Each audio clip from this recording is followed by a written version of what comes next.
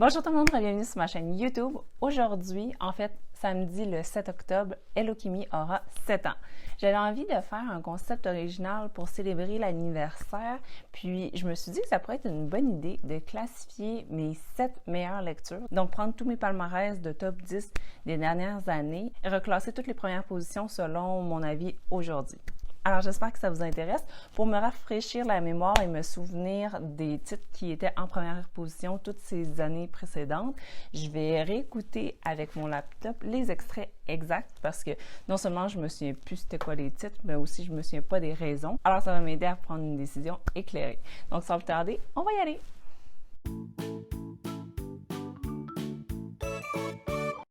Alors, je vais commencer avec l'année la plus éloignée. Ça va être un petit peu cringe, je pense, de me revoir, mais c'est le meilleur concept à mi-chemin entre je réagis à mes vieilles vidéos et faire un ranking, ça que je n'ai jamais fait jusqu'à présent. Là, ça va pas être un tier list, ça va vraiment être juste, je vais écouter tous mes meilleurs choix, puis je vais essayer de refaire un top 7 avec ces 7 premières positions. Sans plus tarder, on va commencer avec 2016, qui était l'année la plus éloignée, donc la première année que j'étais sur Booktube. Je commençais en octobre, donc ça faisait seulement quelques mois, et je me souviens que dans ce temps-là, ce qui était populaire, c'était les courtes vidéos. Donc j'avais fait mon top 10 en 2 parties. Donc on va écouter la partie 2 et vérifier c'était quoi ma meilleure lecture de l'année. Finalement, en première position, je pouvais pas faire autrement que le mettre dans mon top 3, et c'est Avant toi de Jojo Moyes. C'est une super belle histoire d'amour, mais qui joue Le son est terrible, puis je pense que je suis pas très bien focusée. Avec vraiment plusieurs genres. C'est un mélange d'humour parce que je riais très souvent tout seul. J'ai eu beaucoup d'émotions parce que il y avait beaucoup de suspense, il y avait des questionnements, et je trouve que ça parlait de sujets un peu plus profonds et vraiment différents des histoires d'amour de d'habitude. La fin était audacieuse, et à chaque fois que j'écoute le film, j'ai le goût de lire la suite, donc ça va peut-être arriver en 2017. C'est arrivé et la suite est terrible, ne la lisez pas. Ok, alors le premier livre c'était Me Before You ou Avant toi par Jojo Moyes. Ensuite, on va aller en 2017. Et finalement, mon top 1 du meilleur livre que je crois avoir lu en 2017. Roulement de tambour. De Brandon Sanderson, The Final Empire, également disponible en français, L'Empire Ultime. C'est vraiment une super bonne lecture, c'est un premier tome d'une trilogie. Ça a été mon incursion, mon introduction à l'auteur qui est Brandon Sanderson, qui est très réputé dans le fantastique adulte et qui a vraiment... C'est vrai, c'était le premier livre de Brandon Sanderson que je lisais. Ça m'étonne qu'il soit en top 1 parce que je lisais pas beaucoup de fantasy, science-fiction ou tout ce qui n'était pas du contemporain à ce moment-là, donc ça m'étonne. J'ai écrit plusieurs livres en collaboration, seul, et c'est toujours à chaque fois des mondes très bien construits. Et dans ce tome-là, qui est quand même assez épais, c'est un monde vraiment horrible où le méchant a gagné. Donc, ils sont vraiment gouvernés sous un règne de terreur. Ils sont presque tous réduits à l'esclavage. Et on va suivre les aventures de Vin, une jeune femme qui est très talentueuse, très débrouillarde, très rapide également, qui va se faire recruter par une organisation menée par son leader, qui est Kelsier. Eux, leur but, c'est de monter une armée pour un peu renverser le gouvernement. Et pour y arriver, Kelsier va former un peu Vin pour lui apprendre un peu comment contrôler l'allomancy, qui est une science où on peut ingérer des métaux qui vont nous donner certains pouvoirs. Ça a été vraiment bien fait parce que les personnages, oh my god, on s'y attache tellement, on est tellement dans l'histoire. À la fin de chaque partie, là, j'avais la face en larmes, j'étais tellement triste des événements, des chocs, j'étais stressée, j'étais contente. Vraiment, ce livre-là m'a fait vivre toutes les émotions. Donc bref, j'ai super hâte de lire la suite. Finalement, j'ai lu le 2 et j'ai trouvé qu'il y avait énormément de longueur et je pense jamais avoir lu le 3. Donc, je ne l'ai pas lu au complet, finalement, cette série-là. Et là, j'ai su, à cause de la chaîne de Signé Daphné, qu'il y avait une suite à cette série-là. Je pense pas embarquer, même si ce tome-là était au top de mes goûts littéraires en 2017. On va y aller ensuite en 2018. On enchaîne. Ah oui, c'est vrai. 2018, c'était l'année que je n'ai pas fait de top 10. Je ne sais pas pourquoi, je m'en souviens plus. J'ai cherché dans mes archives de fichiers Excel pour essayer de trouver au moins les livres que j'avais lus et je n'avais même pas fait de palmarès. J'avais simplement souligné les lectures que j'avais beaucoup appréciées, qui étaient des 5 étoiles. Et j'ai consulté la liste de mes lectures préférées en 2018 Puis je peux pas dire avec certitude que c'est ce titre-là qui serait en première position, mais selon mon souvenir et selon mes goûts, je pense que ça a été Marie-Christine Chartier, L'allégorie des truites arc-en-ciel, parce que cette autrice-là a figuré sur la plupart de mes palmarès. Ça, je me souviens, pas des années précises, mais je me souviens que pas mal tous ces titres ont été dans le top 10 à chaque fois que je les lisais. Alors, je pense que c'est une supposition assez sécuritaire. On va continuer en 2019. Finalement, mon top 1.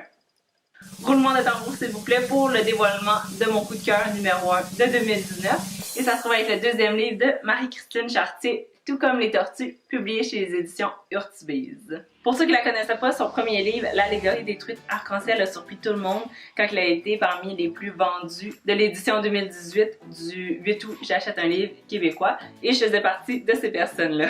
Dans son deuxième livre, par contre, elle va un petit peu plus loin dans ce qu'elle avait commencé avec son premier roman, et là, on suit les aventures de Simon et d'Ariane, qui se trouvent être des amis d'enfance, qui ont toujours eu un petit quelque chose un pour l'autre avant de finalement être un couple. Et pour une raison qu'on ignore, ils se sont séparés, ce qui a surpris vraiment tout leur entourage, dont le frère de Ariane, qui se trouve être un des meilleurs amis de Simon. Et bref, après leur rupture, elle n'a pas donné de nouvelles du tout pendant plus qu'1 an. Donc là, Simon a dû se refaire une vie du mieux qu'il a pu, et il va s'être remis en couple avec Anaïs au moment où Ariane va être de retour en ville. Donc c'est un roman vraiment super bon, écrit à 3 voix. Sa nouvelle blonde Anaïs, ça se trouve être une fille complètement à l'opposé de Ariane, mais il va se convaincre que même si elle peut pas la remplacer, que ça fait l'affaire. Donc c'était vraiment super bon de voir l'histoire avancer grâce à leurs 3 points de vue, parce que c'était fait tellement avec une belle narration, mais aussi toutes les petites observations que l'auteur fait sur nos comportements, sur comment on pense, sur de quoi qu'on a l'air. Donc j'ai vraiment beaucoup apprécié cette œuvre-là, et j'ai tellement hâte de lire son 3e livre qui va sortir cette année. Oui, c'est ça, je l'avais trouvé très bon, puis de mon souvenir, je voulais vraiment le relire. Je ne l'ai pas encore fait depuis 2019, mais ça ne saurait tarder parce que j'ai beaucoup apprécié le fait qu'il y ait 3 points de vue et que l'histoire avance. Je trouvais ça le fun de voir aussi la perspective de quelqu'un qui était à l'extérieur du couple formé entre les 2 personnes originalement, ses impressions, ses observations de l'extérieur. Avoir 2 personnes qui ont une chimie indéniable, c'est quand même particulier, on voit pas ça souvent. Je trouvais que l'écriture était vraiment juste à ce niveau-là, parce que quand tu as 2 personnages féminins écrits au jeu dans des perspectives, ça peut être un défi de faire vraiment sentir la personnalité de chacune, puis les distinguer. Puis je trouvais que l'autrice l'avait très bien fait. On va aller en 2020 maintenant. Et finalement, mon top 1, ben j'ai de la misère à les ranker, comme je vous ai dit, à faire un ordre logique, parce que tout ce qui est art puis sentiment, c'est difficile de mettre une logique puis un chiffre là-dessus. Mais j'ai vraiment beaucoup aimé ce coup de cœur-là, qui était aussi une surprise parce que j'avais jamais rien lu de cette autrice-là, qui s'appelle Marie Demers.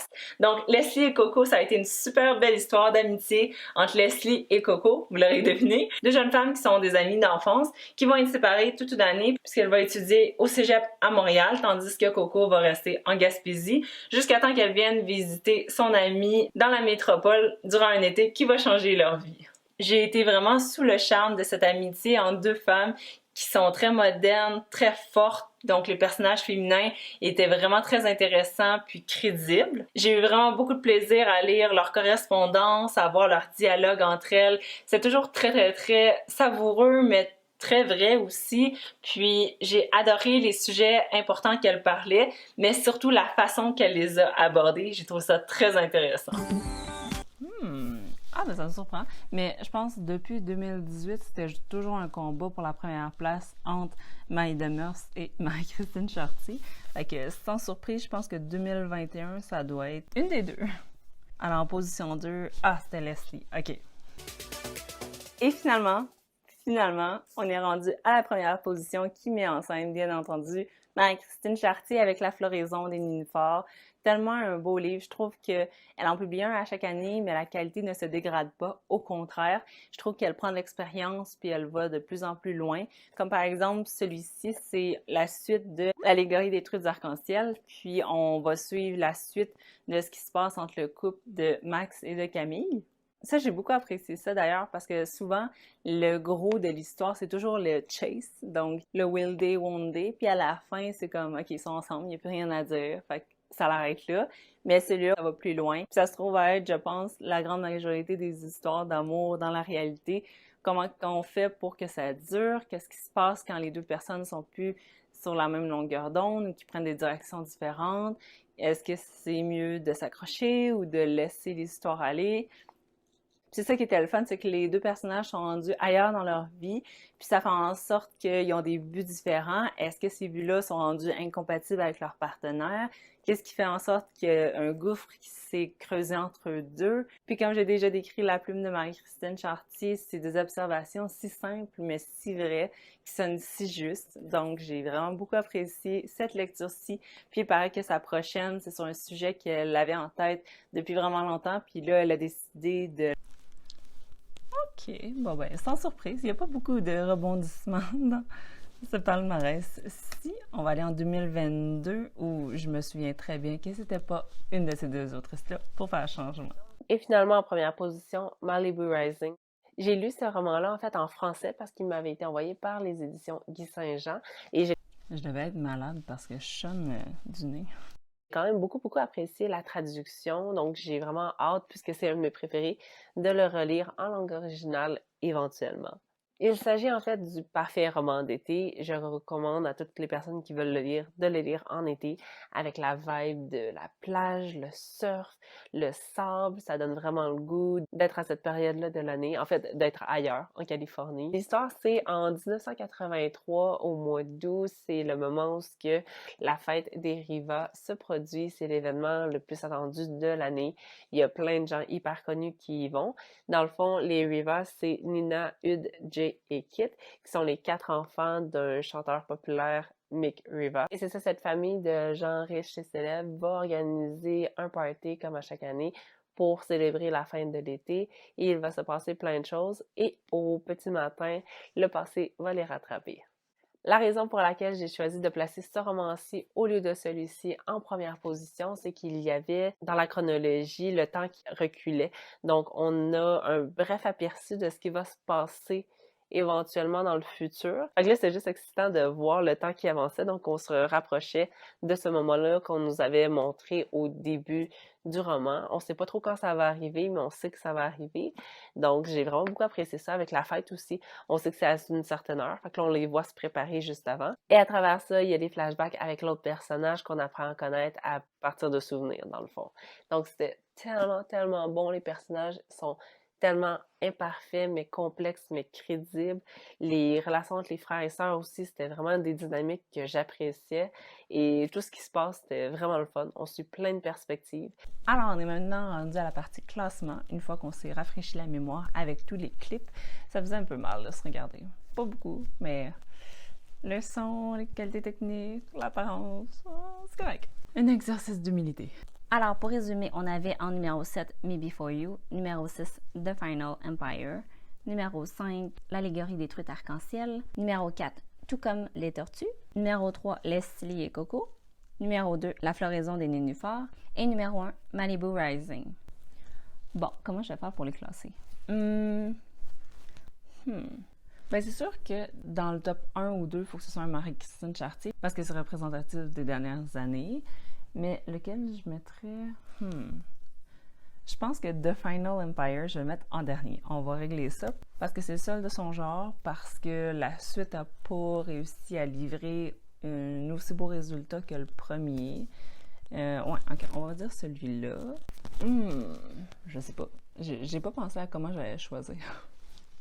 Je pense qu'en 6e position, je vais mettre Me Before You parce que je l'avais beaucoup apprécié, mais il y avait des choses que j'avais moins aimées dedans, puis notamment la fin, qui était très audacieuse comme je l'ai mentionné, mais il y avait des bouts que j'avais moins embarqués, ça touchait des sujets sensibles, délicats, donc... et la suite aussi était vraiment très mauvaise. Ne lisez pas la suite, After You. Ok, fait que maintenant quand je le mets en 6... Je sais qu'il ne faudrait pas que je juge un tome selon la suite, je peux juste l'ignorer, mais je me cherche des raisons en ce moment. Donc, oui, mettons qu'on regarde juste les Marie-Christine Chartier. Je pense que l'allégorie des truites arc-en-ciel, je le mettrais en dessous de la floraison des nénuphars parce que je trouvais justement que la floraison des nénuphars allait plus loin. C'était le après qu'ils se soient mis ensemble et ça allait plus dans des questions actuelles, je trouvais, comment on fait pour durer en tant que couple. Est-ce qu'on est toujours à la même place? Le couple est jeune, donc ça rendait ça très intéressant sur qu'est-ce que ça dit de notre société. Est-ce qu'on fait comme tous nos amis qui sont sur des applications puis qui sont pas capables de garder une relation stable longtemps, qui préfèrent papillonner sans jamais se poser, ou est-ce qu'on essaie de durer puis emprunter la voie difficile puis surmonter des épreuves? C'est des bons questionnements, puis j'aimais beaucoup la résolution puis les pistes de solutions qui étaient proposées dans le roman. Donc, ouais, mettons que je mets celui-là comme ça. Leslie et Coco, faut pas que je le descende trop loin parce que le tome 2, Leslie était quand même en position 2 de mon top 2021. Mettons qu'on met 5 allégories détruites arc-en-ciel, 4 floraisons des nénuphars, 3 Leslie et Coco. Je serais à l'aise avec ça pour l'instant. Malibu Rising, je veux pas qu'il aille trop loin parce que l'année 2022 était caractéristique de Taylor Jenkins Reid. Ils ont figuré à plusieurs spots de mon top 10, donc il faut qu'elle soit là pour représenter l'ensemble de l'œuvre de l'autrice. Donc, mettons, je le mettrais en 2, puis 1, tout comme les tortues. Ouais, ça ferait pas mal du sens. Donc, tout comme les tortues serait mon numéro 1 et vous auriez mon top 7 des 7 dernières années. Alors, en conclusion, j'espère que vous avez apprécié cette petite vidéo qui se voulait ludique. C'était simplement pour revisiter un peu, faire un bilan des dernières années. Merci de me suivre encore. On a atteint presque les 2000 abonnés et je suis très contente. Je sais que je suis pas là souvent. Je suis en train de terminer un programme universitaire en ce moment qui devrait terminer en novembre. Donc, sûrement en décembre, ça va plus repartir les vidéos. Je promets aucune fréquence, mais ça devrait aller mieux un peu plus tard. J'ai une autre vidéo que je suis en train de monter et si elle n'a pas déjà vu le jour, elle devrait être publiée très bientôt. Donc, soyez patients, activez la cloche et restez abonnés si vous voulez plus de contenu de livres. Likez cette vidéo aussi si elle vous a diverti et on va se revoir très bientôt. Bye bye!